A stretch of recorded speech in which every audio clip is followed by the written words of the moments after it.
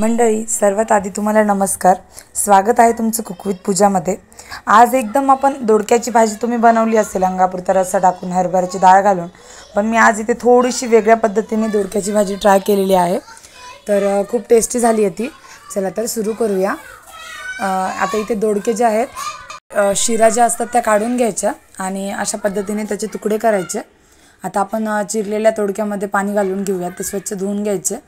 इथे कढई तापत ठेवली आहे. कढईमध्ये 2 ते 3 चमचे तेल घालायचे. तेल तुम्ही तुमच्या आवडीनुसार कमी जास्त करू शकता.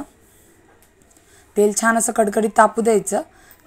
मोहरी आणि जिरे घालायचे. हे छान तडतडलं की यामध्ये घालायचे कढीपत्ता.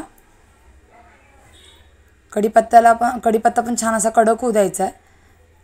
आता इथे कढीपत्ता पण क्रिस्पी झाला आहे.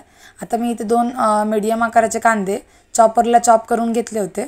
जर चॉपर नसेल तर तुम्ही हाताने पण बारीक चिरून घेऊ शकता.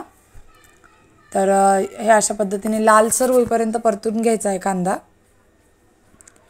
त्यानंतर यामध्ये आपल्याला घालायची अद्रक लसूणची 1 चमचा पेस्ट घालायची.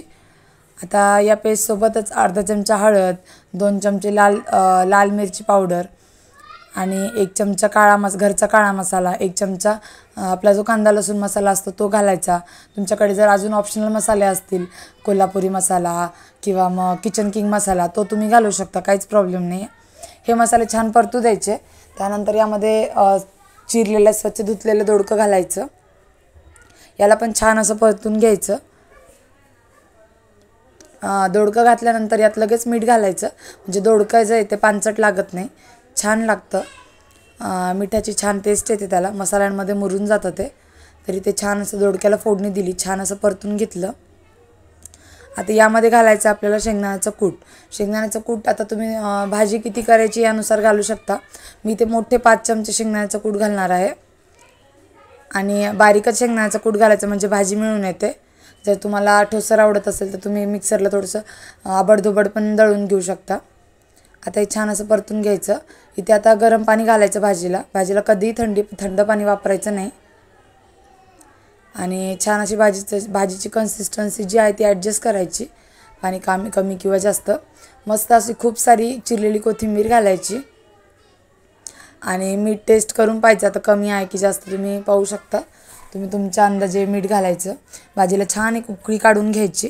आणि दोडकं जे आहे ते शिजलं की आपण गॅस बंद करून घेऊयात. आता इथे माझं जवळजवळ दोडकं शिजत आलं होतं, मग मी गॅस बंद केला. आता पाहू शकता भाजीला किती छान अशी तरी आलेली आहे आणि कन्सिस्टन्सी पण खूप छान झालेली आहे भाजीची. तर तुम्हाला आजची रेसिपी कशी वाटली नक्की सांगा. तुम्ही ही भाजी भातासोबत, पोळीसोबत, ज्वारीच्या भाकरीसोबत, बाजरीच्या भाकरीसोबत कशासोबतही खाऊ शकता. अप्रतिम लागते. तर नक्की ट्राय करा. जर तुम्ही चॅनलवर नवीन असाल तर सबस्क्राईब करायला विसरू नका. भेटूया नेक्स्ट रेसिपीमध्ये. बाय.